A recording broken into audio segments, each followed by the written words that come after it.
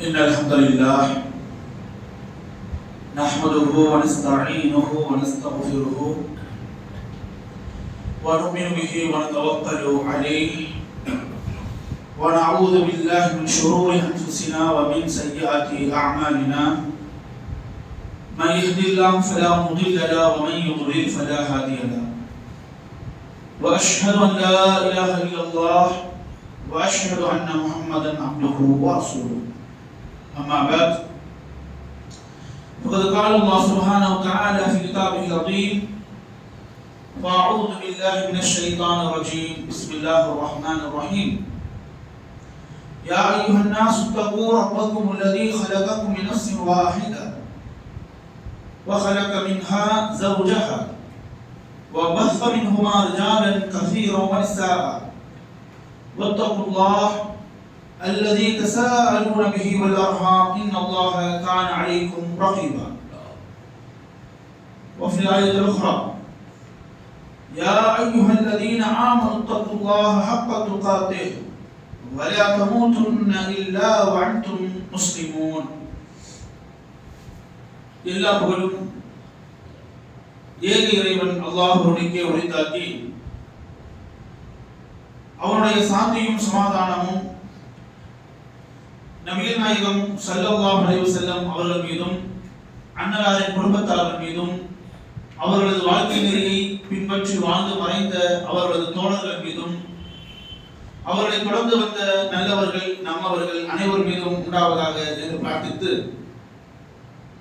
அல்லாஹ்வின் பெருமருளால் அவனால் நம் மீது சுமத்தப்பட்டுள்ள ஜுமா என்ற கடமையை நிறைவேற்றுவதற்காக நாம் எல்லாம் அவனது இல்லத்திலே ஒன்று கூடி இருக்கிறோம். வல்ல அல்லாஹ் சுப்ஹானஹு வ தஆலா நம் முயற்சியை அங்கீகரித்து நல்ல பல கூலிகளை தந்தருள வேண்டும், நம் பாவங்களை மன்னித்தருள வேண்டும் என்கிற பிரார்த்தனையுடன் எல்லா நேரங்களிலும் எல்லா விஷயங்களிலும் அல்லாஹ்வை அஞ்சி வாழக்கூடிய நல்ல மக்களாக இருந்திட வேண்டும் என்ற தலையானது ஒரு உபதேசத்தினை உங்களுக்கும் எனக்கும் செய்து கொண்டவனாக இந்த ஜும்மாவின் முதல் உரையை ஆரம்பிக்கிறேன். கணியத்திற்குரிய பெரியவர்களே, சகோதர சகோதரிகளே, இஸ்லாமிய மார்க்கத்தினால் நமக்கு ஏற்படுத்தி தரப்பட்டிருக்கிற இந்த இபாதத்துக்கள் மற்றும் அமல்கள் இவைகளுக்கான வெகுமதி என்பது மறுமையில் மாத்திரம்தான் நாம் பெறக்கூடிய ஒன்றாக இருக்கிறது என்றல்ல, மாறாக மறுமையில் இந்த இபாதத்துக்கள் மற்றும் அமல்களுக்கான வெகுமதிகளின் நன்மைகளை நாம் இன்ஷா அல்லாஹ் எப்படி பெற இருக்கிறோமோ அதுபோன்று நாம் செய்கின்ற இபாதத்துக்கள் மற்றும் அமல்களுக்கான வெகுமதிகளை அல்லாஹ் சுப்ஹானஹு வ தஆலா துன்யாவிலுமே நமக்கு தர இருக்கின்றான். அப்படிப்பட்ட ஒரு முறையில்தான் அல்லாஹ் சுப்ஹானஹு வ தஆலா அவனை வழிபடக்கூடிய இபாதத்துக்கள் அமல்களையும் நமக்கு அமைத்து கொடுத்திருக்கிறான். இதை நாம் புரிந்து கொண்டோம் என்றால் எப்படி கடமையான தொழில்களை நிறைவேற்ற நமக்கு ஆர்வம் இருக்கிறதோ, குறிப்பாக ஜும்மாவுடைய தொழிலில் பங்கெடுப்பதிலே அதை நிறைவேற்ற நமக்கு ஆர்வம் இருக்கிறதோ, இதை போன்ற ஆர்வம் என்பதும் ஈடுபாடு என்பதும் பிரதானமாக சொல்லப்பட்டிருக்கிற பிற இபாதத்துகளிலும் அமல்களிலும் நமக்கு நேரிடும். பொதுவாகவே நம்முடைய மக்களுடைய சிந்தனை என்பது எப்படி இருக்கிறது என்றால், பள்ளி வாசலில் ஆகிரத்தை தேடிக்கொள்வோம், வெளியிலே துன்யாவை தேடிக்கொள்வோம் என்கிற ஒரு சிந்தனை நம்ம இடத்தில் படர்ந்துவிட்ட காரணத்தினால் பள்ளிவாசலுக்கு வருவது என்பதும் இபாதத்துக்கள் செய்வது என்பதும் அமல்கள் செய்வது என்பதும் இவர்கள் அனைத்தும் மறுமைக்கானது. இவைகளால் நமக்கு ஏதாவது பலன் இருக்கிறது என்றால் அந்த பலனை நம்மளால் மறுமையில் தான் பெற முடியும். துன்யா ரீதியான உலக ரீதியான பலன்களை, உலக ரீதியான நம்முடைய தேவைகளை வெளி உலகத்திலே நாம் உழைத்தோ செயல்பட்டோ முயற்சித்தோ இதன் மூலமாகத்தான் பெற முடியுமே தவிர வேறு ஒன்றின் மூலமாக நம்மளால் பெற முடியாது என்கிற சிந்தனை வந்த காரணத்தினால் உலகத்தின் தேவைகளை பெறுவதற்காகவும் உலகத்தினுடைய தேவைகளை அடைந்து கொள்வதற்காகவும் பெருவாரியாக நாம் என்ன செய்வோம் அப்படின்னா நேரங்களை செலவிடக்கூடாது இருக்கின்றோம். ஆக சொல்லப்பட்ட இந்த இபாதத்துகள் மற்றும் அமல்களுக்கான இவைகளுக்கு சொற்பத்திலும் சொற்பமான குறைவான நேரத்தையே நாம் வழங்கக்கூடியதாக நாம் இருக்கின்றோம். அப்போ நாம் இபாதத்துகள் செய்வதன் மூலமாக அமல்கள் செய்வதன் மூலமாக உலகத்தின் நம்முடைய தேவைகளும் நிறைவேறும் என்று நாம் புரிந்து கொண்டோம் என்றால் கூடுதலாக நம்மளால என்ன செய்ய முடியும் அப்படின்னா இபாதத்துகள் விஷயத்திலும் அமல்கள் விஷயத்திலும் நம்மளால கவனம் செலுத்த முடியும். நம்முடைய முன்னோர்களை பொறுத்தமட்டிலே பெருவாரியாக இபாதத்துகளில் ஈடுபடக்கூடியவர்களாக அமல்களில் ஈடுபடக்கூடியவர்களாக அவர் இருந்திருக்கிறார்கள். அப்படி ஈடுபட்ட காரணத்தினால் உலகத்தில் அவர்கள் எதையுமே அடையாதவர்களாக ஆகிவிட்டார்களா? உலகத்தில் அவருடைய தேவையை அவர்கள் பூர்த்தி செய்து கொள்ளாதவர்களாக அவர் ஆகிவிட்டார்களா? பிறருடைய உதவியை எதிர்பார்த்தவர்களாக இருந்து விட்டார்களா என்றால் அப்படி எல்லாம் கிடையாது. பெருவாரியான நேரத்தை இபாதத்துகளிலும் அமல்களிலும் அவர்கள் ஈடுபடுத்திய பொழுதும் செலவிட்ட பொழுதிலும் துன்யாவுடைய விஷயத்திலும் கௌரவமாக இருந்தார்கள். உலக வாழ்க்கையிலும் மிகவும் கண்ணியம் உடையவராக இருந்தார்கள். மற்றவர்களுக்கு உதவி செய்யக்கூடியவராக இருந்தார்கள். யாரும் இவர்களை நாடி தேடி உதவி என்று வந்தால் அவர் உதவி செய்யக்கூடிய அளவிற்கு தன்னிறைவு பெற்ற வாழ்வை அடைந்தவராக இருந்தார்கள்.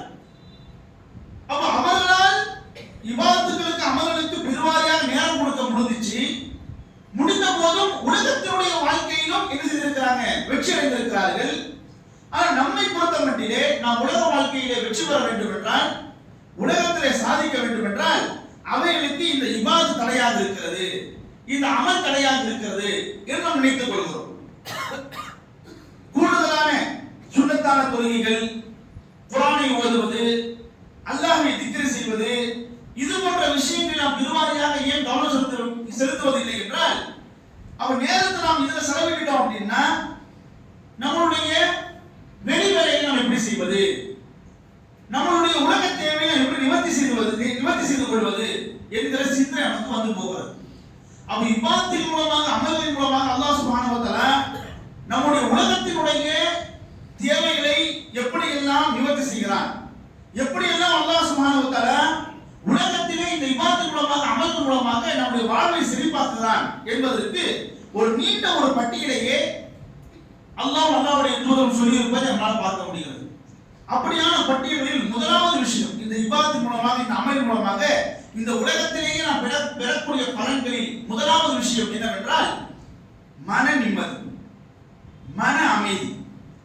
அப்ப இந்த மன நிம்மதி, மன அமைதியை நாம் பெற வேண்டும் என்றால் நாம் உலகத்திலே எப்படி முயன்றாலும் அதை பெற முடியாது.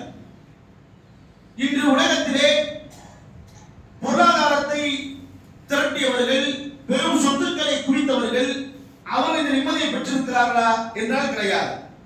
என்னதான் காசு பணம் இருந்தாலும் நிம்மதி இல்லையே என்கிற இந்த விரக்தி, இந்த வார்த்தை பெரும்பான்மையானவர்களிடத்தை நம்மளால காண முடியும். இன்னும் சொல்ல வேண்டும் என்றால் நாம் வாழக்கூடிய இந்த காலகட்டத்திலே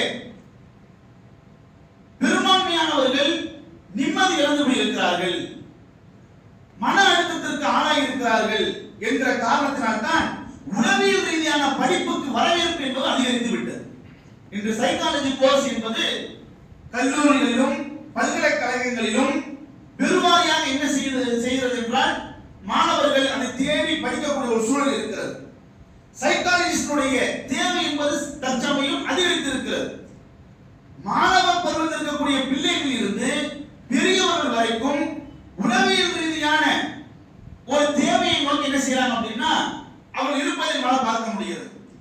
அப்ப இந்த மன நிம்மதி, இந்த மன அமைதி, இதை நாம் பெற வேண்டும் என்றாலும் இது வெளி உலகத்தில் நாம் என்னதான் தேடினாலும் பெற முடியாது, வெளி உலகத்தில் நாம் என்னதான் முயற்சித்தாலும் பெற முடியாது.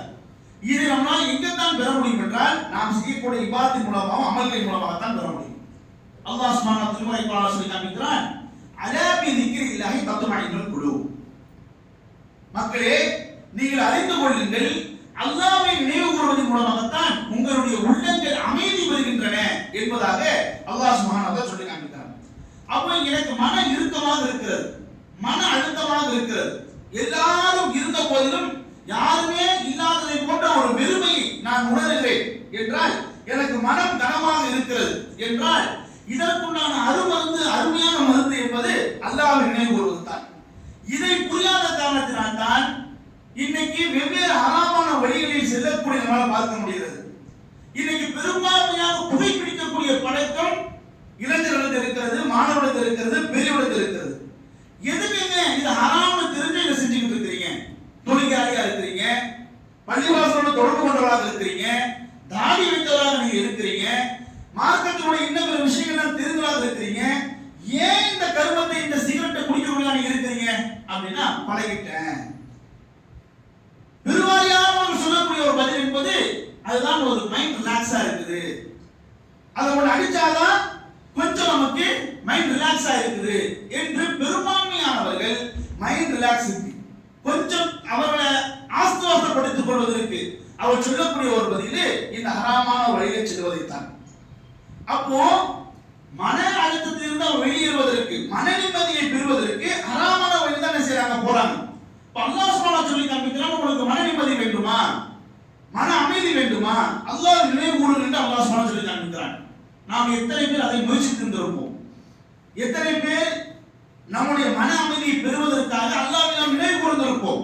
அல்லாஹ்வை நினைவு கூறுவது என்பது அல்லாஹ்வை தஸ்பீஹ் செய்வது, அல்லாஹ்வை புகழ்வது, குர்ஆனை எடுத்து ஓதுவது, திக்ர் செய்வது, இஸ்திக்ஃபார் செய்வது, அல்லது அல்லாஹ் நினைவு கூறக்கூடிய விதத்திலே நஃபிலான வணக்கங்களிலே ஈடுபடுவது, அமல்களிலே ஈடுபடுவது, இப்படியாக நாம் எத்தனை பேர் தலைப்பட்டு இருப்போம்? அப்ப இதையெல்லாம் நாம் புறக்கணித்ததின் விளைவால் தான் அல்லாஹ் சுப்ஹானஹு வ தஆலா நீங்க அல்லாஹ்வை நினைவு கூறி நீங்க மன நிம்மதியை, மன அமைதியை பெறுவதற்கு நீங்கள் முயலாவிட்டால் அதுக்கு நேர்மாற்றமான ஒரு நிலைமை தான் உங்களுக்கு உருவாகும். அல்லாஹ் சொல்றான், வமன் அஅரத அன் திக்ரி ஃபஇன்ன லஹு மஈஷத்தன் தன்கா. எவர் என்னை நினைவு கூறுவதை புறக்கணிப்பாரோ அதுக்கு எனக்கு நேரம் இல்லை, அதுக்கெல்லாம் எனக்கு நேரம் இல்லை என்று அல்லாஹ்வை நினைவு கூறுவதை எவர் உதாசீனப்படுத்துவாரோ, புறக்கணிப்பாரோ அவருக்கு இறுக்கமான வாழ்க்கை தான் இருக்கும். ஃபஇன்ன லஹு மஈஷத்தன் தன்கா. அவர் இறுக்கமான வாழ்க்கை தான் அவருக்கு இருக்கும் என்று அல்லாஹ் சுப்ஹானஹு வ தஆலா சொல்லி காண்பிக்கிறார். அப்போ சில நாம் மன இறுக்கமாக இருப்பதாக நாம் உணர்கிறோம், மன அழுத்தமாக இருப்பதாக நாம் உணர்கிறோம், கவலையாக இருப்பதாக நாம் ஃபீல் பண்றோம். இப்படி ஃபீல் பண்ணக்கூடிய நாம குர்ஆனை எடுத்து ஓதி எத்தனை நாள் ஆகியிருக்கும் என்று யோசித்து பார்க்க வேண்டும். குர்ஆனை எடுத்து நாம் ஓதி இருப்போமா? அல்லாஹ்வை திக்ர் செய்திருப்போமா? தனிமையில் அல்லாஹ்வை நாம் நினைவு கூர்ந்திருப்போமா? தஸ்பீஹ் செய்திருப்போமா என்று நாம் யோசிக்க வேண்டும். அப்போ இன்னைக்கு உலகத்துல வெளியே போய் என்ன செய்யறோம்? பொருளாதாரத்தை சம்பாதிக்கிறோம், பொருள் ஈட்டுறோம், அதோடு நாம் எதையும் பெற்றுக் கொள்கிறோம் என்றால் மன அழுத்தத்தையும் நாம் சேர்த்து பெற்றுக் கொள்கிறோம், மன இறுக்கத்தையும் சேர்த்து பெற்றுக் கொள்கிறோம். அப்ப இந்த மன அழுத்தத்தையும் இந்த மன இறுக்கத்துக்கு உண்டான இந்த ரிலீஃப் என்பது வெளி உலகத்தை கிடையாது. வேணும் என்றால் மயக்க மாத்திரை வேணா வாங்கி சாப்பிட்டுக்கலாம், மாத்திரை என்று கொடுப்பார்கள், அந்த மாத்திரை போட்டு தூக்கம் வரும், தூக்க மாத்திரை, மயக்க மாத்திரை என்பது போன்று பெயின் ரிலீஃப் அப்படின்ற மாதிரி. யாராவது மன இறுக்கமா ஃபீல் பண்றாரு அப்படின்னா, ஸ்ட்ரெஸ்ஸா இருக்கிறதா ஃபீல் பண்றாரு அப்படின்னா மாத்திரை வாங்கி போட்டு என்ன செஞ்சிடலாம், தூங்கிடலாம். அது மன நிம்மதி கிடையாது, அது மன அமைதி கிடையாது, அது அந்த மாத்திரை செய்யக்கூடிய வேலை. அது தொடர்ந்து அவர் போடுவார் என்றால் பின்னாடி கிட்னி பிரச்சனை, இந்த வேற உறுப்புகளுடைய பிரச்சனை தான் நீ கண்கூடாக நம்ம பார்த்து கொண்டு இருக்கிறோம். அப்ப அன்பு சகோதரரை சகோதரிகளே, இந்த ஒவ்வொருவருமே நம்ம ஃபீல் பண்ணக்கூடியது என்ன அப்படின்னா, எனக்கு ரிலாக்ஸ் வேணும், எனக்கு மன நிம்மதி வேணும், பிள்ளைகளால எனக்கு கஷ்டம், குடும்பத்தை மனைவினால எனக்கு மன கஷ்டமா இருக்குது, அல்லது கணவனால எனக்கு மன கஷ்டமாக இருக்குது அப்படின்னா இந்த மன கஷ்டத்திற்கான ஒரே தீர்வு நீங்க அல்லாஹ் நினைவு கூர்ந்து என்ன செய்யலாம். அல்லாஹ் சுப்ஹானஹு வ தஆலா சொல்லி காண்பிக்கிறான். அப்ப நாம் மன நிம்மதியை பெற வேண்டும் என்றால் அது நாம் செய்யக்கூடிய இபாதத்திலும் அமலிலும் தான் இருக்கிறது. இது ஒன்று. இரண்டாவது, நாம் செய்யக்கூடிய இபாதத்தினால் அமலினால் இந்த துன்யாவில் நாம் கிடைக்கக்கூடிய இரண்டாவது பலன் என்ன என்றால், நபிகள் நாயகம் ஸல்லல்லாஹு அலைஹி வஸல்லம் சொல்லி காண்பிக்கிறார்கள், மன் அஹப்ப யுஸத லஹு ஃபி ரிஸ்கிஹி வ யுஸ்ஸா லஹு ஃபி அஸரிஹி ஃபயஸிர் ரஹிமஹு. எவர் அவருடைய வாழ்வாதாரத்திலே பரக்கத்தை விரும்புவாரோ, அதே போல அவருடைய ஆயுளிலே பரக்கத்தை விரும்புவாரோ அவர் உறவோடு இணைந்து வாழட்டும் என்று நபிகள் நாயகம் ஸல்லல்லாஹு அலைஹி வஸல்லம் சொல்லி காண்பிக்கிறார்.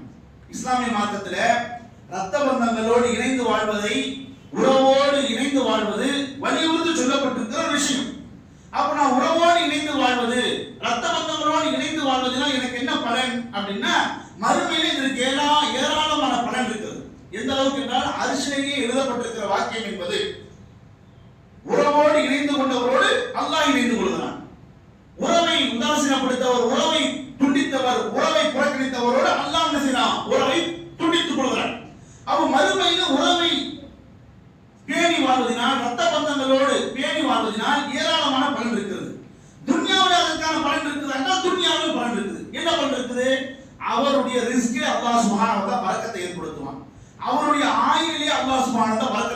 ஆக்குவான் என்று நபிகள் நாயகம் சொல்லி காண்பித்தார்.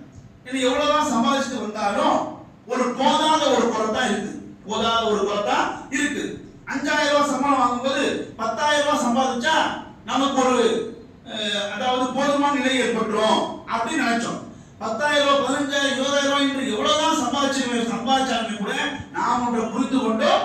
சரிங்களா, நாம் என்னதான் சம்பாதிச்சுட்டு வந்தாலும் அந்த போதாத நிலம் என்பது இருந்து கொண்டே தான் இருக்கிறது. போதாத நிலை என்பது இருந்து கொண்டே தான் இருக்கிறது. நம்ம பெத்த பிள்ளைகளுக்கே கூட நாம் ஏதாவதுமே வாங்கி போட்டாலுமே கூட, வீட்டுல ஏதாவது வாங்கி போட்டாலுமே கூட அது வந்து தீர்ந்துருச்சு, அது காலி ஆயிடுச்சு, மீண்டும் வாங்கிட்டு வாங்க அப்படின்னு சொல்லும்போது இப்பதான் நான் வாங்கி போட்டேன், இப்பதானே நான் வாங்கி போட்டேன், அதுக்குள்ள காலி ஆயிடுச்சா, அதுக்குள்ள தீர்ந்துருச்சா அப்படின்னு என்ன செய்யறோம், வீட்டுல குறப்பட்டுக்கிறோம். அப்போ நம்முடைய ரிஸ்கில் அல்லாஹ் பரக்கத் செய்ய வேண்டும் என்றால் அது நபிகள் நாயகம் சொல்லக்கூடியபடி நீங்க உங்க ரத்த பந்தங்களோடு இணைந்து வாழுங்கள், உறவோடு இணைந்து வாழுங்கள் பண்றாங்க. நபிகள் நாயகம் சொல்லி காமிக்கிறாங்க. அப்போ நாம சம்பாதிக்கக்கூடிய, நாம் பொருளீட்டக்கூடிய அந்த பொருள்ல அல்லாஹ்வுடைய பரக்கத் வேண்டும் என்றால் நீங்கள் உறவோடு இணைந்து வாழுங்கள் என்று நபிகள் நாயகம் சொல்லி காமிக்கிறாங்க. ஆனா இன்னைக்கு நேர் மாற்றமாக யாரும் யார் வீட்டுக்கும் போகாத ஒரு சூழல் வந்து விட்டது.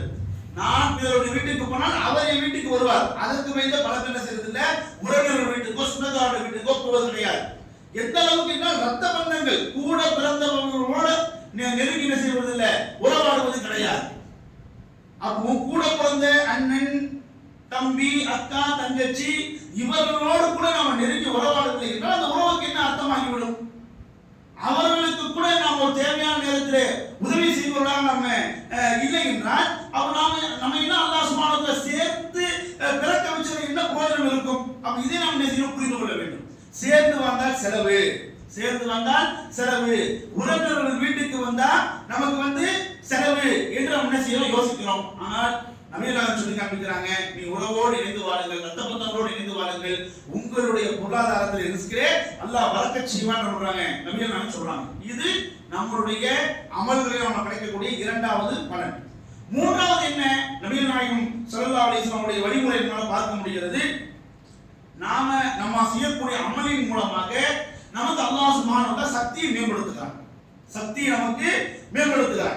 இன்னைக்கு எதை செய்வதாக இருந்தாலும் நமக்கு ஒரு பதட்டம், சரிங்களா? திருமணத்துக்கு முன்னாடி திருமணம் செஞ்சா எப்படி நம்ம குடும்பத்தை நடத்துவோமோ அப்படின்ற அச்சத்தின் காரணத்தினாலே பல பேர் கல்யாணம் தள்ளி போறாங்க. ஏங்க இன்னும் கல்யாணம் முடிக்கல, வயசு போயிட்டே இருக்குதாங்க அப்படின்னா அவங்களுக்கு என்ன ஒரு பதட்டம் வருது, கல்யாணம் பண்ணா குடும்பத்தை நடத்திடுவேனா, குடும்பத்தை கொண்டு போயிடுவேனா அப்படின்ற ஒரு பதட்டத்திலேயே பயத்திலேயே என்ன செய்றாங்க, கல்யாணம் தள்ளி போறாங்க. அப்ப எதை எடுத்தாலும் ஒரு பயம் என்கிற ஒரு சூழல் நம்மளால பார்க்க முடியாது. அல்லாஹ் சுப்ஹானஹு வ தஆலா திருமறை குர்ஆன்ல சொல்லி காண்பிக்கிறான். சூரா ஹூத் என்கிற அத்தியாயத்திலே, சரிங்களா, ஹூத் நபி அவர்கள் நம்முடைய சமுதாயத்துக்கு சொல்லி காண்பித்தார்கள்.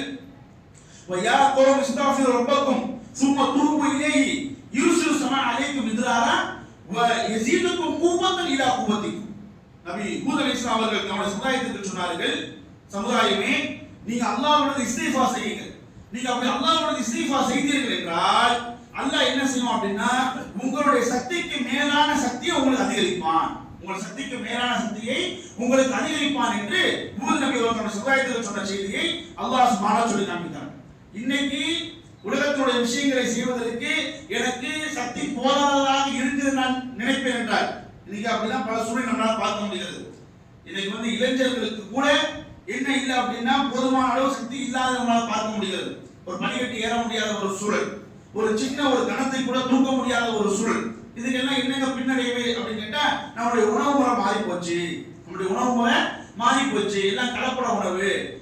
அன்றைய காலத்துல அவங்க எல்லாம் சக்தி வாய்ந்தவர்களாக இருந்தால் வலுவானவர்களாக இருந்தாங்க அப்படின்னா அவங்களுடைய உணவு முறை வேற அப்படின்ற மாதிரி நம்ம பண்றோம் சொல்லிக்கிறோம். சரிங்களா, இது ஒரு காரணமாக இருந்தாலும் சரிங்களா, இதை வச்சே இன்னைக்கு வந்து எல்லாருமே பலவீனப்பட்டு போய் இருப்பதை நம்மளால பார்க்க முடியாது.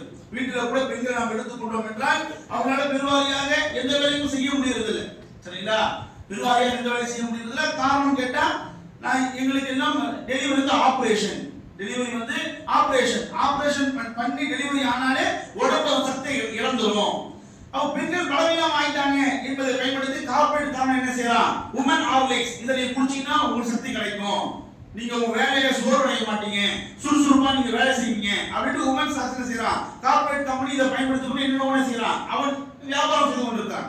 அப்ப இதெல்லாம் வைத்து என்ன பார்க்க முடியும் என்றால் பொதுவாக வலு குற்றியவர்களாக சக்தி இழந்தவர்களாக நம்ம என்ன செய்யறோம் இருக்கிறோம். சரிங்களா? எந்த ஒரு வேலையுமே நம்மளால சுயமாக செய்ய முடியாததை பயன்படுத்தி போட்டு இன்னைக்கு கார்ப்பரேட் கம்பெனி எல்லாரும் சர்வீஸ் கொண்டு வந்துட்டான். சரிங்களா? வீட்டுல இருந்து நீங்க சாப்பாடு வாங்கிக்கலாம், வீட்டுல இருந்தே உங்களுடைய மளிகை சாமான் நீங்க வாங்கிக்கலாம், வீட்டுல இருந்தே உங்களுடைய பொருள் எங்க இருந்தா பர்ச்சேஸ் பண்ணிக்கலாம். நீ எங்கேயும் போக வேண்டாம், அலைய வேண்டாம், சுமக்க வேண்டாம், தூக்க வேண்டாம், எல்லாம் உங்களுடைய வீட்டை தேடி உங்க வாசல் தேடி வந்துடும் அப்படின்ட்டு ஒன்று நம்முடைய பலவீனம் இன்னொரு சோம்பேறித்தனத்தை பயன்படுத்தி கொண்டு நல்ல என்ன செய்யலாம் சம்பாதிக்க ஆரம்பித்து விட்டாங்க. அப்ப நாமே ஃபீல் பண்றோம். சரிங்களா? ஒரு பெரிய வயசு கூட ஆகல, குறிப்பிட்ட வயசுலேயே இடுப்பு வலி, குறிப்பிட்ட வயசுலேயே மூட்டு வலி, குறிப்பிட்ட வயசுலேயே உடல்ல வந்து வலிமை இல்லாத ஒரு சூழலை நம்மளால பார்க்க முடியாது. நம்ம யோசிப்போம், இதற்கும் இபாதத்துக்கும் சம்பந்தம் இருக்குதா, இதற்கும் அமலுக்கும் சம்பந்தம் இருக்குதா அப்படின்னா பொதுவாகவே துன்யாவுடைய பல விஷயங்களும் நம்முடைய இபாதத்தின் மூலமாக அமலின் மூலமாக நம்மளால் அடைந்து கொள்ள முடியும் என்பதை தான் மார்க்கம் நமக்கு சொல்கிறது. அதற்கு ஒரு எடுத்துக்காட்டு ஹூத் நபி அவர்களுடைய சமுதாயத்தில் சொன்னது, நீ இஸ்திக்ஃபார் செய், அல்லாஹ் உங்களுடைய சக்திக்கு மேலான சக்தியை அல்லாஹ் அதிகரிப்பான். நாளைக்கு எனக்கு ஒரு இன்டர்வியூ இருக்குது, படிச்சிருக்கிறாரு, கையில சர்டிபிகேட் வச்சிருக்கிறாரு, இருந்தாலும் பதட்டம் பயம், அதை எப்படி ஃபேஸ் பண்ண போறோம் அப்படின்ட்டு இஸ்திக்ஃபார் செய்யுங்க. எந்த ஒரு வேலை, நாளைக்கு எனக்கு இந்த ஒரு கமிட்மெண்ட் இருக்கு, நாளைக்கு இந்த ஒரு வேலை இருக்குது, ஒரு பதட்டம் இருக்கு, ஒரு பயம் இருக்குது அப்படின்னா நாம என்ன செய்யணும்? இஸ்திக்ஃபார் செய்யணும். நாம இஸ்திக்ஃபார் செய்யணும். இஸ்திக்ஃபார் மூலமாக எனக்கு வந்து தைரியம் கிடைக்குமா, இஸ்திக்ஃபார் மூலமாக எனக்கு பலம் கிடைக்குமான்னு பலம் கிடைக்கும். நமக்கு எல்லாருமே தெரிஞ்ச சம்பவம் தான். நபிகள் நாயகம் ஸல்லல்லாஹு அலைஹி வஸல்லம் அவங்க எதிரே அவருடைய மகள் ஃபாத்திமா ரலியல்லாஹு வீட்டுக்கு வராங்க. எதுக்குன்னா ஒரு அடிமையை கேட்டு வாங்குவதற்காக. ரசூலுல்லாஹி ஸல்லல்லாஹு அலைஹி வஸல்லம் வீட்ல இல்ல, நம்ம ஃபாத்திமா இல்ல, அவங்க வீட்டுக்கு திரும்ப போயிட்டாங்க. நபிகள் நாயகம் இந்த செய்தியை கேள்விப்பட்டு தன்னுடைய மகள் வீட்டுக்கு போறாங்க. போயிட்டு தன்னுடைய மகளையும் தன்னுடைய மருமகனையும் சந்திச்சு என்ன பண்றாங்கன்னா, என்ன சொன்னா நமக்கு தெரியும். மகளை பார்த்து என்ன சொன்னாங்க, நான் உனக்கு ஒரு அடிமை தருவதை காட்டிலும் மேலானதை உனக்கு சொல்லித் தரேன். அடிமை எதுக்கு கேட்டு வருவாங்க, அது சம்பவம் நமக்கு தெரியும். அவங்களுடைய வேலையை அவங்க ஒருத்தராலே செய்ய முடியல. சோ தங்களுடைய வேலையை பகிர்ந்து செய்வதற்காக, தன்னுடைய வேலையை ஒரு பணியாளரை ஒரு அடிமையை வைத்து செய்து கொள்வதற்காக ஒரு அடிமையை கேட்டாங்க. ரசூலுல்லாஹி சொல்றாங்க, ஒரு அடிமை நான் உனக்கு கொடுப்பதை காட்டிலும் மேலானது உனக்கு தரேன், மேலானது உனக்கு சொல்லி தரேன் அப்படின்னு நம்ம ரசூலுல்லாஹி சொன்னாங்க. மேலானதுன்னா வேற அம்சம் திட்டத்தை கொடுத்தாங்க அப்படின்னா எந்த ஒரு பொருளையும் கொடுக்க. அன்றைய காலத்தில் ஏதாவது வேலை செய்வதற்கு ஏதாவது இன்றைய காலத்தில் இருப்பது மாதிரி ஏதாவது இயந்திரம் இருந்திருக்குமோ அப்படின்னு நினைக்க வேண்டியதில்லை. இன்னைக்கு எல்லா வேலையும் செய்ய இயந்திரம் இருக்குது, துணி இருக்கு, வாஷிங் மிஷின் இருக்குது, அரைக்க மிக்சி இருக்கு. இப்படி எப்படி நம்முடைய வேலை செய்ய இயந்திரம் இருக்குதோ இது போன்ற ஏதாவது இயந்திரத்தை சொல்ல கொடுத்தாங்கன்னா அப்படிலாம் இல்லை. ரசூலுல்லாஹி எதுதான் சொல்லி கொடுத்தாங்க அப்படின்னா, தூங்கும் போது சுப்ஹானல்லாஹ் 33 வாட்டியும், அல்ஹம்துலில்லாஹ் 33 வாட்டியும், அல்லாஹ் அக்பர் 34 வாட்டியும் நீ சொல்லி படு. இதை நீ ஒரு அடிமை இடத்தை கேட்டு அந்த அடிமை நான் உனக்கு கொடுப்பதை காட்டிலும் உனக்கு மேலானது அப்படின்னு பண்றாங்க. நபிகள் நாயகம் சொல்லி காமிக்கிறாங்க. அப்போ எதற்காக ஒரு அடிமை நீங்க கேட்கறீங்களோ அதற்கு ரீப்ளேஸ் பண்ணிடுறாங்க. அந்த அடிமை தேவையில்லாதவருக்கு உங்களுடைய வேலையை உங்களால் செய்து கொள்ள முடியும். அந்த ஒரு வலிமையை, அந்த ஒரு சுறுசுறுப்பை அல்லாஹ் சுப்ஹானஹு வ தஆலா கொடுப்பான்னு பண்றாங்க. நபிகள் நாயகம் உணர்த்துறாங்க. இதை நம்முடைய வாழ்க்கையில நம்ம வந்து அப்ளை பண்ணோம், நிச்சயத்தை நம்ம உணர்வோம். நிச்சயம் அலாரத்தை வச்சுட்டு எத்தனையோ பேர் நம்ம படுக்கிறோம், ஆனா அந்த அலாரம் அடிச்சுட்டே கிடக்குது. நம்ம எழுந்துடுறோமா, சோறுக்கு மேல சோறு. ஆனா எத்தனை பேர் தூங்கும் போது இந்த திக்கர்களை பேடி தூங்க கூட நாம் இருக்கின்றோம். ஏன் நம்ம புரிஞ்சுக்கிட்டோம், உலகத்தோட விஷயம் தான் உலகத்துக்கு பலனளிக்கும், ஆகரத்தோட விஷயமான இபாதத் அமல் என்பதுதான் உலகத்துல பலன் தராது அப்படின்ற மாதிரி மைண்ட் செட் நம்ம வந்துவிட்ட காரணத்தினால் உலகத்தினுடைய விஷயங்களுக்காக நம்ம ஆகரத்தோட விஷயம் செய்வதில்லை. உலகத்துடைய தேவைகளுக்காக ஆகரத்துடைய விஷயங்கள் நமக்கு பலனளிக்கும் என்பதற்கு இவைகளெல்லாம் எடுத்துக்காட்டு. சரிங்களா? அடுத்து நாலாவதாக என்ன அப்படின்னா, நபிகள் நாயகம் ஸல்லல்லாஹு அலைஹி வஸல்லம் அவர்கள் அப்துல்லா பின் அப்பாஸ் ரலியல்லாஹு அன்ஹு அழைத்து சொல்றாங்க, யா அப்துல்லா பின் அப்பாஸ் யஃபல்லாஹ் யஃபதுக, நீ அல்லாஹ்வை பேணிக்கோ அல்லாஹ் உன்னை பேணுவான். நீ அல்லாஹ்வை பேணிக்கோ அல்லாஹ் உன்னை பாதுகாப்பான் என்று நம்புறாங்க. நபிகள் நாயகம் ஸல்லல்லாஹு அலைஹி வஸல்லம் சொல்றாங்க. அல்லாஹ்வை நாம் பேணுவதா என்ன? அல்லாஹ் எதை மீது கடமையாக்கினானோ அதை செய்வது, அல்லாஹ் எதை விட்டு நம்ம தடுத்தானோ அதை விட்டு விலகுவது. இப்படி அல்லாஹ் நமக்கு சொன்னதை நாம பர்ஃபெக்ட்டா நம்ம செஞ்சிட்டோம் அப்படின்னா நமக்கு வேண்டிய அல்லாஹ் செய்வான். எந்த வசூலா சொல்றாங்கன்னா, யஃபல்லாஹ தஜிது திஜாஹக, அல்லாஹ்வுக்கு நீ செய்ய வேண்டியதை செஞ்ச அப்படின்னா நீ அந்த அல்லாஹ்வை உனக்கு முன்பாக நீ காண்பாய், உனக்கு முன்பாக நீ காண்பாய் என்று சொல்றாங்க. நபிகள் நாயகம் ஸல்லல்லாஹு அலைஹி வஸல்லம் சொல்லி காமிக்கிறாங்க. சரிங்களா? இதை வந்து நம்முடைய வாழ்க்கையை நாம வந்து பார்க்கணும் அப்படின்னா அல்லாஹ் பக்கம் நெருங்கணும். இபாதத் செய்வது அமல் செய்வது நமக்கு ஆர்வம் ஏற்படும். அப்படி நாம் தரப்படுகின்ற பொழுது நம்மளுடைய தேவை ஏற்படுகின்ற பொழுது அந்த தேவை அல்லாஹ் நமக்கு நிவர்த்தி செய்து கொடுக்கிறான். அந்த நேரத்தில் அல்லாஹ்வுடைய உதவி நம்ம என்ன செய்ய முடியும், கண்ணால நம்மளால பார்க்க முடியும். சரிங்களா? அப்ப இப்படிப்பட்ட பேர்கள் நம்ம கிட்ட இல்லாத காரணத்தினால தான் நம்ம என்ன செய்யறோம் அப்படின்னா நம்ம உதவி செய்வதற்கு என்ன செஞ்சுக்கணும் அப்படின்னா 4 பேரை நம்ம வந்து உருவாக்கி வச்சுக்கணும். நம்ம உதவி செய்வதற்கு 4 பேர் என்ன செஞ்சுக்கணும், உருவாக்கி வச்சுக்கணும் அப்படின்னு நினைக்கிறோம். அப்ப அந்த நேரம் நம்மளுடைய உதவிக்கு யாரும் வராதவங்க புலம்புறோம். உதவிக்கு யாரும் வராத போது நம்ம புலம்புறோம். மற்றவங்கள உடனே நம்ம போய் நிக்கணும் செய்யணும். ஆனா அதனுடைய பலனே போய் அல்லாஹ் எதிர்பார்க்கணும். நம்ம போய் நின்னா அவன் நம்ம கிட்ட வருவான் அப்படி நினைச்சு பல பேர் செய்வாங்க. ஆனா இவனுக்கு ஒரு தேவை வேலை இருப்பது எவ்வளவு இருக்க மாட்டான். நண்பனுடைய வேலைக்காக இவன் ஓடுவான் ஆடுவான், அண்ணன் தம்பியுடைய தேவைக்காக இவன் போவான் வருவான். இவனுக்கு ஒரு தேவை, இவனுக்கு ஒரு காசு தேவையோ அல்லது வீடு மாத்துறாங்க வீட்டுடைய பொருளை ஷிஃப்ட் பண்ணக்கூடிய ஒரு தேவையோ அங்கிருந்து ஒரு ஆள் நிற்க மாட்டாங்க, ஒரு ஆளும் இருக்க மாட்டாங்க. அவன் புலம்பிட்டு இருப்பார். ஒவ்வொருத்தரும் நம்ம ஓடணும், நமக்கு ஓடணும் வர மாட்டேங்கிறான், இனி எவனும் போக கூடாதா, இது எவனுக்கும் போக கூடாதா அப்படின்னு நினைக்கிறாங்களா இல்லையா? அப்போ மனிதர்களிடத்துல பிரதிபகாரத்தை எதிர்பார்த்து நம்ம செய்யறோம் என்றால் அதை நம்ம அடைந்து கொள்ளவே முடியாது. அல்லாஹ் நம்ம செய்யணும். இதுவா இருந்தால் அல்லாஹ்வுக்காக அல்லாஹ் சொன்னதை நாம செய்வோம் என்றால் அல்லாஹ்வுடைய உதவி நம்ம செய்வோம். நம்முடைய கண்ணுக்கு முன்பாக நம்ம பார்ப்போம். நம்ம பண கஷ்டமா எதிர்பாராத நேரத்தில் நம்முடைய தேவைக்கு அந்த பணம் கிடைக்கும். நமக்கு ஒரு உதவி தேவைப்படுதா, எதிர்பாராத நேரத்துல அந்த உதவி நம்ம செய்யும், நம்ம வந்து கிடைக்கும். சரிங்களா? அது நம்ம என்ன செய்யணும், அல்லாஹ் நிறைவேற்றக்கூடிய கடமை நிறைவேற்றணும், அல்லாஹ் தடுத்ததை விட்டு விலகிக் கொள்ள வேண்டும். இது 4வது.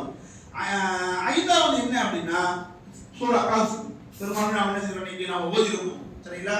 சூரா கஹ்ஃப் என்ற அத்தியாயத்துல அல்லாஹ் சுப்ஹானஹு வ தஆலா அந்த குகையிலே தங்கிய அந்த இளைஞர்களை குறித்து என்ன செய்யறான், அல்லாஹ் சுப்ஹானஹு வ தஆலா சொல்லி காமிக்கிறான். சரிங்களா?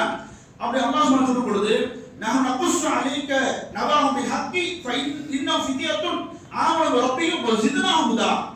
அல்லாஹ் சுப்ஹானஹு சொல்லி காமிக்கிறான், நபியே அவருடைய செய்தியை உண்மையை கொண்டே நாம் உங்களுக்கு சொல்கிறோம். அவர்கள் சில இளைஞர்கள், அவர்கள் அவருடைய இறைவனை செஞ்சாங்க, நம்பி இருந்தார்கள். அதனால் அவர்களுடைய நேர்வழியை நாம் அதிகப்படுத்தினோம் என்று என்ன பண்றான், அல்லாஹ் சுப்ஹானஹு சொல்லி காமிக்கிறான். அல்லாஹ்வை ஈமான் கொண்டதால தான் அவன் என்ன அவருடைய ஊரை விட்டு வெளியே வந்தாங்க, அந்த குகையில தஞ்சம் அடைஞ்சாங்க. அல்லாஹ் சுப்ஹானஹு சொல்லி காமிக்கிறான், நம்மளை ஈமான் கொண்டிருந்த காரணத்தினால் அவருக்கு நம்ம என்ன செஞ்சோம், ஹிதாயத்தை அதிகப்படுத்தினோம். அதுல ஹிதாயத்தை அதிகப்படுத்துறது, ஹிதாயத் என்பது ஒண்ணுதானுங்க, நேர்வழி என்பது ஒண்ணுதானுங்க. அதுல ஹிதாயத்தை அதிகப்படுத்துவது, நீ நம்ம எல்லாரும் அல்லாஹ்வுடைய திருப்பி ஹிதாயத்துல தான் இருக்கிறோம், இஸ்லாத்துல தான் இருக்கிறோம். ஆனா நம்ம எல்லாருடைய ஈமான் ஒரே அளவுல இருக்குதா, எல்லாருடைய மார்க்க ஈடுபாடும் ஒரே அளவுல இருக்குதா, எல்லாருடைய இபாதத் அமல்களும் ஒரே அளவு இருக்குதா? சரிங்களா? ஒருவர் அல்லாஹ்வுடைய திருப்பி நல்ல இபாதத் நிறைய இபாதத் அமல் செய்யக்கூடாது இருக்கின்றார், அவருடைய ஈமான் உச்சநிலையில் இருக்கிறார், இருக்குது. சில பேர் மார்க்கத்தின் விளிம்புல இருக்கிறாங்க, சும்மா துருவாங்க அத்தோட பள்ளிவாசல் மத்த கடனான தொழில் இருக்காங்க, அவளை ஆளை காணாது. ஒரு சுண்ணத்தான 2 ரக்காத் துருவது கூட அவ்வளோ சிரமம், அவ்வளோ பாரமா இருக்கும். கொஞ்ச நேரம் உட்கார்ந்து 5 நிமிஷம் அமல் பண்ண முடியாது, கஷ்டம் பண்ண முடியாது. குர்ஆனை எல்லாம் வருடக்கணக்கா கண்ணால் எடுத்து பார்த்துக்க மாட்டாங்க, கையால் துருவ பார்த்துக்க மாட்டாங்க. அப்ப அவருக்கும் இவருக்கும் இடைவெளியை பார்த்தோம் என்றால் பூமிக்கு வானத்துக்கு கொண்டு இருக்கக்கூடிய இடைவெளியை போல இருக்குது. ஆனா அவரும் முஸ்லிம் தான், இவரும் முஸ்லிம் தான். அவரும் ஹிதாயத்தில் தான் இருக்கிறார், இவரும் ஹிதாயத்தில் தான் இருக்கிறார். ஆனா வேறுபாடு என்ன, அல்லாஹ்வுடைய ஹிதாயத்தை அல்லாஹ் சொன்னவருக்கு என்ன பண்ணிட்டான், அதிகரித்து விட்டான். அப்ப இந்த மாதிரி அல்லாஹ் நம்ம இஸ்லாத்திலே ஆழமாக கொண்டு போக வேண்டும் என்றால், ஹிதாயத்தை அவனை மேலோக்கி செல்ல வேண்டும் என்றால் நாம் என்ன செய்யணும், அல்லாஹ் நிறைவேற்றக்கூடிய இபாதத் அமல்களை நாம் சரிவர நிறைவேற்றக்கூடாது இருக்க வேண்டும். அதே இவருடைய விஷயத்தை அல்லாஹ் சொன்னது கூடுதலாக இன்னொரு விஷயத்தை சொல்லி காமிக்கிறான்.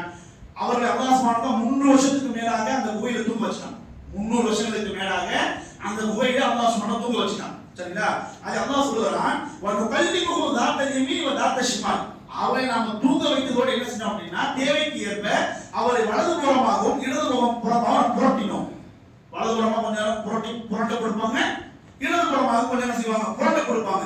இப்படி அவரை வலது புறமாகவும் இடது புறமாகவும் நாம் புரட்டினோம் என்று பண்றான் அல்லாஹ் சுப்ஹானஹு சொல்லி காமிக்கிறான். இதுல என்ன இருக்குது, வலது புறமா இடது புறம் புரட்டுறது என்ன இருக்குது அப்படின்னா, நம்ம எல்லாருக்குமே தெரியும், ஒருத்தர் ஒரே பகுதியில தொடர்ந்து உறங்குவார் என்றால் அந்த இடத்துல என்ன அப்படின்னா ரத்தச்சோறு ஏற்படும். உதாரணமா உடம்பு அசைக்க முடியாதவருக்கு ஒரு கோமா ஸ்டேஜில் ஆளானவங்க ஹாஸ்பிட்டல் அட்மிட் ஆகிருக்காங்க அப்படின்னா நர்ஸ் என்ன செய்வாங்க அப்படின்னா அப்பப்போ அவங்களை என்ன செய்வாங்க, மாற்றி படுக்கக்கூடாது. ஒரே நிலைமை செய்யக்கூடாது, தொடர்ந்து படுக்கக்கூடாது. அது ரத்தச்சோறு ஏற்படுத்தும், வெவ்வேறு உடல் உபாதைகளை செஞ்சிடும் ஏற்படுத்தும். இவங்க எத்தனை வருஷமா கோயில தூங்குறாங்க, 300 வருஷத்துக்கு மேல என்ன பண்ணா அல்லாஹ் சுப்ஹானஹு அவளை தூங்க வச்சான். அவன் தூங்க வைக்கிற பொழுது அவன் நம்ம என்ன செஞ்சோம், வலது புறமா புரட்டினோம், இடது புறமா புரட்டினோம், என்ன செய்யறான் அல்லாஹ் சுப்ஹானஹு சொல்லி காமித்தான். இது எதுவுமே அவனுக்கு தெரியாது, இது எதுவுமே அவனுக்கு தெரியாது. அல்லாஹ் அதை பாட்டு அவனை தூங்க வச்சான், அவங்களுக்கு வேண்டியது என்ன செஞ்சான் அல்லாஹ் சுப்ஹானஹு செயல்படுத்தினான். இது போன்றுதான் நம்மளுடைய வாழ்க்கையில நமக்கு வேண்டியதை அல்லாஹ் என்ன செய்வான், நமக்கு நடத்தி கொடுத்துக்கிட்டே இருக்கும். நம்ம நடத்தி கொடுத்துக்கிட்டே இருப்போம். சரிங்களா? அதுக்கு கூட பெருசா மெனக்கட வேண்டிய அவசியமே இல்லை. அதை குறித்து நாம மெனக்கட வேண்டிய அவசியமே இல்லை. தேவைக்காக நாம ஒருங்கணும், தேவைக்காக இந்த தேவை இருக்கு, நம்ம என்ன பண்ண போறோம், எது செய்ய போறோம் அப்படின்னு பதட்ட போறது, கவலைப்பட போறது, யார் நம்ம உதவுவா அப்படின்ட்டு பயப்படுறது எதுவுமே இல்லை. நம்மளுடைய தேவைகள் அதுதான் நடந்துகிட்டே இருக்கும். நம்மளுடைய தேவைகள் அதுதான் செய்யும், நடந்துகிட்டே இருக்கும். இப்படியாக நாம் எந்த இபாதத் செய்யறோமோ, எந்த அமல்கள் செய்யறோமோ, இதற்கான பலன் என்பது வெகுமதி என்பது ஆசரத்தோடு மாத்திரம் கிடையாது. அது துன்யாவிலும் சார்ந்ததுதான். துன்யாவிலும் இபாதத் மூலமா, அமல் மூலமா நம்முடைய தேவைகள் நிறைவடைகிறது, நம்முடைய வாழ்வு வளமாகிறது.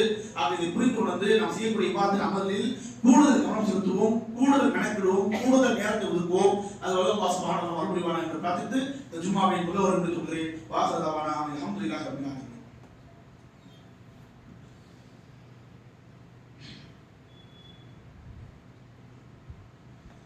அல்ஹம்துலில்லாஹி ரப்பில் ஆலமீன் வஸ்ஸலாத்து வஸ்ஸலாமு அலா ரசூலில்லாஹி அம்மா பஅத். கணிதத்துக்குரிய சகோதர சகோதரிகளே, இந்த வார ஜும்மாவின் முதல் உரையில் நாம் செய்யக்கூடிய இபாதத் மூலமாக, அமல் மூலமாக அல்லாஹ் சுப்ஹானஹு வ தஆலா உலகத்திலேயே நமக்கு வேண்டிய பல தேவைகளை பூர்த்தி செய்கிறான் என்ற அடிப்படையில் தொடர்ச்சியாக சில செய்திகளை நாம் பார்த்தோம். இப்படி எல்லாம் பேசுகின்ற பொழுது இபாதத் செய்யுங்க, அமல் செய்யுங்க அப்படின்னு நேரத்தையே நாம ஒதுக்கிட்டோம் அப்படின்னா புள்ள குடிகளுக்கெல்லாம் சொத்து சேர்க்க வேண்டாமா, புள்ள குடிகளுக்கெல்லாம் நான் பொருளாதாரத்தை ஈக்கி வைக்க வேண்டாமா அப்படின்ற மாதிரி நமக்கு ஏற்படும். இன்னும் சொல்ல வேண்டும் என்றால் நம்முடைய பிள்ளைகளுடைய வாழ்க்கையும் நம்முடைய இபாதத்தின் மூலமாக பாதுகாக்கப்படும் என்பதை மாற்றி சொல்கிறது. அவர்களுக்காக சொத்து சேர்ப்பது கூடாதுன்றதல்ல, ஹலாலான முறையில் பொருளாதாரத்தை தேடலாம், சம்பாதிக்கலாம், சேர்த்து வைக்கலாம். சரிங்களா? என்னுடைய இபாதத், என்னுடைய அமல் என்னுடைய பிள்ளைகளுக்கு பலனளிக்குமா அப்படின்னா பலனளிக்கும். அதான் அல்லாஹ் சுப்ஹானஹு வ தஆலா காஃபிர சொல்லி காட்டுகிறாங்க. மூசா அலைஹிஸ்ஸலாம், யூசுப் அலைஹிஸ்ஸலாம் அவர்களும் கடந்து செல்கின்ற பொழுது அவங்க என்ன செய்வாங்க அப்படின்னா, ஒரு ஊர்ல போய் சாப்பாடு கேட்பாங்க. அந்த ஊர்க்காரங்க சாப்பாடு தர மாட்டேன்னு அனுப்பிச்சிடுவாங்க. யூசுப் அலைஹிஸ்ஸலாம் வந்து என்ன செய்வாரு, அந்த ஊர்ல சித்திரம் அடைஞ்சிருந்த ஒரு செவரை சரி பண்ணுவார். மூசா அலைஹிஸ்ஸலாம் கேட்பாரு, சோறு தர மாட்டேன்னு விரட்டி விட்டு இவங்களுக்கு போய் நீங்க எப்படி மெனக்கிட்டு இருக்கிறீங்க அப்படின்னு செய்வாரு. மூசா அலைஹிஸ்ஸலாம் கேள்வி கேட்பாரு. பின்னாடி அந்த யூசுப் அலைஹிஸ்ஸலாம் போய் சொல்லுவாங்க, அந்த சிதிரமடைஞ்ச அந்த செவற்றுக்கு கீழே என்ன இருக்குது, புதையல் இருக்குது. சிதிரமடைஞ்ச அந்த செவற்றுக்கு கீழே புதையல் இருக்குது. சரிங்களா? இந்த புதையலுக்கு சொந்தக்காரர்கள் வந்து சாலிஹான ஒரு பெற்றோர். அவங்களுடைய பிள்ளைகளுக்கு இந்த புதையல் போய் சேரும். வேற ஒருத்தருடைய கையில போய் இது சேர்ந்துடாம அவங்களுடைய அந்த இந்த சொத்து, இந்த செல்வம் அவங்க பிள்ளைகளுக்கு போய் சேரணும் என்பதற்காக நான் அந்த செவற்றை சீரமைத்தேன். அவங்க ஒரு பக்குவத்தை அடைந்து அவங்களுக்கு எப்போது இந்த புதையல் போய் சேர வேண்டி இருக்குமோ அப்போது அவங்களுக்கு போய் சேர்ந்து பண்ணாரு அவர் சொல்லி காட்டினார். அப்ப அவர் இதில் சொன்ன பதில் என்னது, அவங்களுடைய பெற்றோர் சாலிஹானவங்க, சாலிஹான பெற்றோர் என்ன பண்றாரு அவர் சொல்லி காட்டுகிறார். அப்ப நாம சாலிஹானவர்களாக நாம் இருப்போம் என்றால், அல்லாஹ்வுக்கு செய்ய வேண்டிய நாம் செய்வோம் என்றால், அல்லாஹ் தடுத்து நாம் விலகி வாழ்வோம் என்றால், இந்த வாழ்க்கை நமக்கு மாத்திரம் பலனளிக்காமல் நம்முடைய பிள்ளைகளுக்கும் அது பலனளிக்கும் என்பதை செய்யலாம். அல்லாஹ் சுப்ஹானஹு சொல்லி காமிக்கிறான். இதையெல்லாம் புரிந்து வந்து செயல்படக்கூடிய தௌஃபீக்கினை அல்லாஹ் சுப்ஹானஹு வ தஆலா அனைவருக்கும் தந்து அருள்வானாக என்று பிரார்த்தித்து நம்பிக்கை கொள்கிறேன். அக்கூலி கௌலி ஹாதா வ அஸ்தக்ஃபிரு லக்கும் மின் தௌபார் ரஹீம் வ ஆஹிரு தஅவானா அல்ஹம்துலில்லாஹி ரப்பில் ஆலமீன்.